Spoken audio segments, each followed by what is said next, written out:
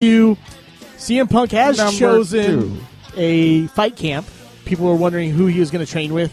He lives in Chicago, so it had to be somewhere close, so he didn't have to miss his Black Hawk scenes.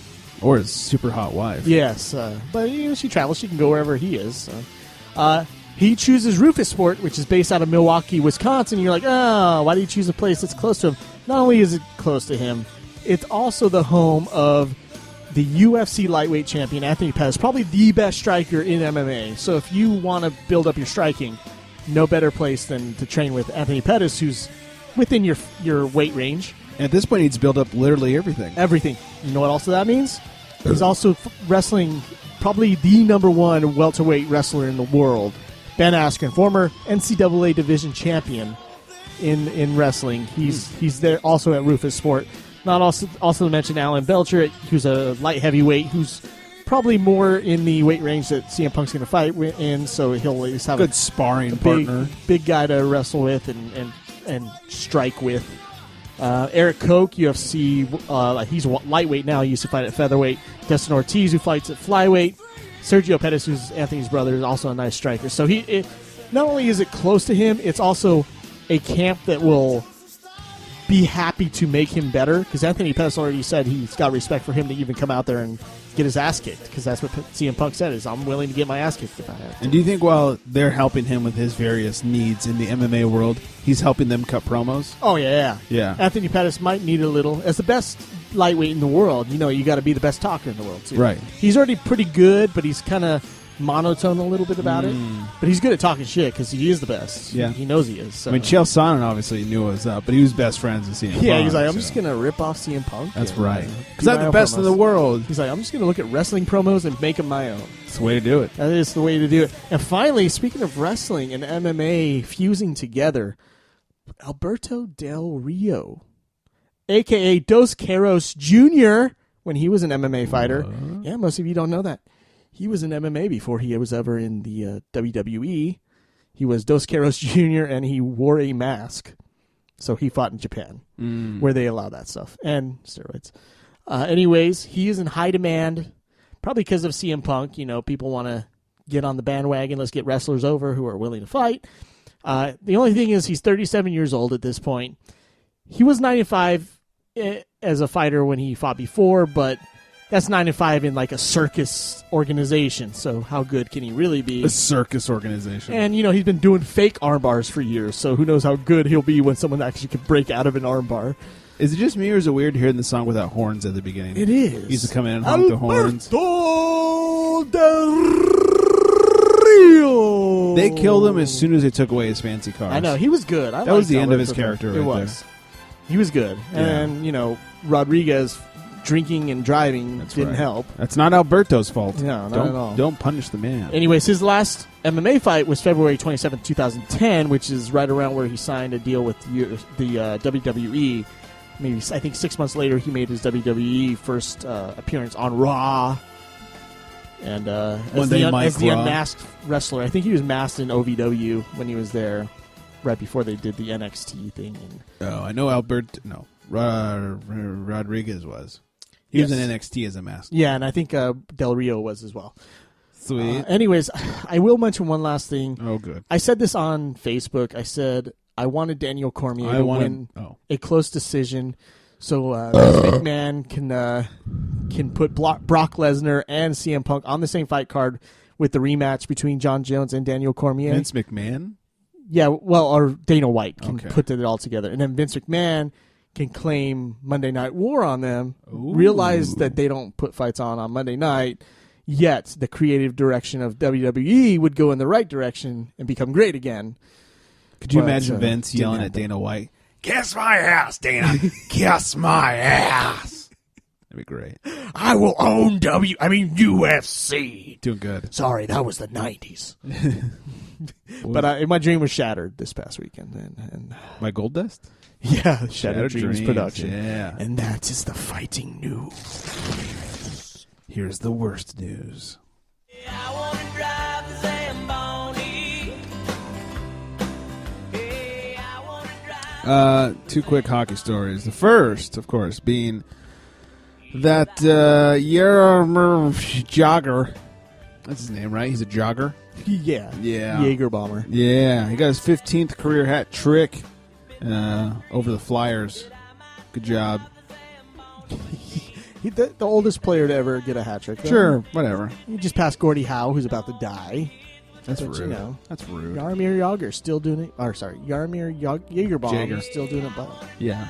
And the better story of the night, the Flyers were fined for their holiday travel. According to the CBA, they cannot travel between December 24th and 26th, but they flew on the 26th because they had a game on the 27th. Their coach said the players came to me weeks ago. Surprised you can remember that far back. yeah, They wanted to travel the day before as opposed to the day of the game. I talked to them. They said everybody was on board. Once I went through the whole thought process, we pay guys a lot of money. We're in the hunt for a playoff spot. We want to give our team every chance to win. If we're not giving them every chance, I'm not sure how fair we're being to the other players. So we decided to go and accept the consequences. And then they went on to lose that night. that's funny. That's true. I don't blame them though, because what you're doing is forcing them to fly on the day of the game, and that's jet lag waiting to happen right there, and a bigger loss probably. Mm-hmm. I know it's a collective bargaining thing and a labor thing where you have to give them their time off, but you know what? Take the fucking fine. Who cares? Yeah, or don't schedule games on the 27th. Yeah, that's bullshit. Schedule it on the 28th. Yeah, same day travel is stupid. Plus, don't you need a practice after having a few Right. games off? Unless you're traveling from Anaheim to LA. I mean, the NBA, when they do their All-Star break, they come back, they have a couple practices right before they start again. It's not like it's right into basketball games again. Stupid. As Mandy in the chat room said, jet log. I said jet log. She said jet log. I said, oh, I meant Did you jet say lag. jet log? If I said log, I meant I didn't lag. catch it, which is weird because usually I make fun of everything you say. Thank you. Wow, I'm off my game. I wouldn't know my mistakes if it weren't for you. I know. I gotta You be good make for me something. a better caster. That's right, Baltimore. Of the pod. Yeah, Yeah, Baltimore. over Baltimore. there. Yeah. That is a weird thing because Did you listen back and catch that after we I said don't something? really have an accent, but tend to go Baltimore. Maybe it's the Phoenix in me. You know, we Right. all say Baltimore. The dumb? Yeah, It's the stupid in the you? 11-year-old Phoenix in me. That's right. All right, Yeah, let's... Phoenix is spelled Phoenix. That's what I'm and saying. It's Phoenix. It's dumb. Yeah, It's yeah. not Baltimore. smart. Yeah. Anyways, let's talk about real sports. It's football nomenclature for when a quarterback is tackled behind the line of scrimmage.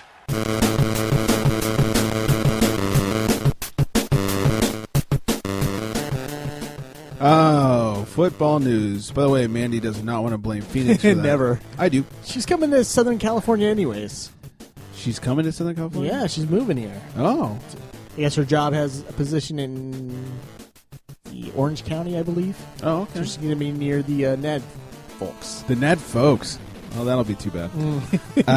Anyways, let's talk Poor a little. Mandy. Yeah, that's what I mean. Let's talk a little college first. There's a lot of college news going on with all the bowls happening last week, and we're not talking about Haiku Hank bowls. No, we're talking no, about no. College football bowls. He wants to put his balls in your girl, dude. What? I'm surprised you went over that and didn't get mad at him for that. I'm basically not worried about it because I think he's too stoned to get off his He fucking doesn't couch. know where you live. There's that too. Anyways, and she doesn't smoke weed, so he would smell like shit to her. Yeah. Kind of like my balls. So Ducks got into some trouble for their no means no chant I love it. after they beat It's worth FSU. You know, When they can't find them, they don't make any money. right? So they're doing the whole like, You're suspended. yeah, they're doing the whole chop. You know, with the For Florida State Seminole. Yeah, but instead of that, they did no means no. That's and it's supposed to be awesome. towards Jamie Winston because he's a rapist. I love it. Do you know the best part about this is What's that? where they picked this up from? Did you hear? Honestly, did you hear the story? No. A couple nights before the game, they happened to go to the Improv. Who Really? was the joke slinger that night at the Improv? Pauly Shore? No, our good friend Adam and friend Carolla? of the show, Brad Williams. Oh, okay, yes. Multiple time on the charity strike, Brad Williams. That's right. Brad told the joke, who he gave credit to, was written by his friend Jen Sturger, who you may remember as the chick that got dick pics from Brett Favre. Oh, she And- came up with that? And is fucking hot and has nude pics online. Please look them Yeah, up. she was a reporter that was hot. Yeah.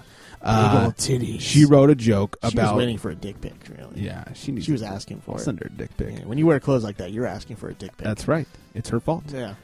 She wrote a joke for him about the no means no. That's being awesome. in California and all that stuff. And he said it, and they took it. And So technically, it's Brad's fault This happened? that they're in trouble for That no is means awesome. no. I didn't know that. Yes. Man, that might make him an even bigger star. Maybe so. I mean, Maybe not so. physically. Yeah, well, 'Cause that's not happening. that's rude. Anyways, the coach said that they will be punished. I'm doubting that'll happen. Yeah. Don't ever. Right, yeah. He's winking. He's Don't like, ever do it again. Hey, guys, that was a great joke. Don't do it and stuff. You're suspended from practice. Right. You're suspended from things. What are they going to do to punish them? They don't make money. You can't fine them. Right. You can find the school. Oh, well, they're going to pay money because that made them big stars. Yeah, they'll suspend them for the whole offseason. Oregon Ducks, a great organization, but, not known too well outside of the Pac-12. Uh-huh. That makes national news right there. Yeah. And we're talking about it on here. Well, let me bring something else please. up real quick. Oregon Ducks and Ohio State are going to play for the national championship. The Buckeyes. The Buckeyes. NCAA championship, when they went to the tournament format in 1939, it was Oregon versus Ohio State for the really? championship. Crazy. Interesting. Guess who won that? Oregon? Oregon. Well, and they are the favorites. They're favored to win again. Yeah. Very interesting. Mm-hmm. The Sugar Bowl and Rose Bowl games both averaged over 28 million viewers, making them the highest watched bowl games. Because when you make things a playoff, Right, and competitive, when a game they're matters, good games. People will watch it. Good games. It just took you over 100 years to figure this out. Right. But people want to. I watched because I'm like, this matters. Whoever wins these two games goes on to a championship. I even love watched it. a little bit of these Right. college games, which I don't do. Did you watch Jameis get his ass kicked? Yeah, I watched the bowls that didn't matter too, like the Fiesta Bowl. Oh, I'm sorry. They were all good games. I know. Good games. They didn't mean anything. The one thing but I they do were love good about college football is the bands playing in between each team. Like you hear the songs, Right. Each offensive possession. I do like that. Yeah.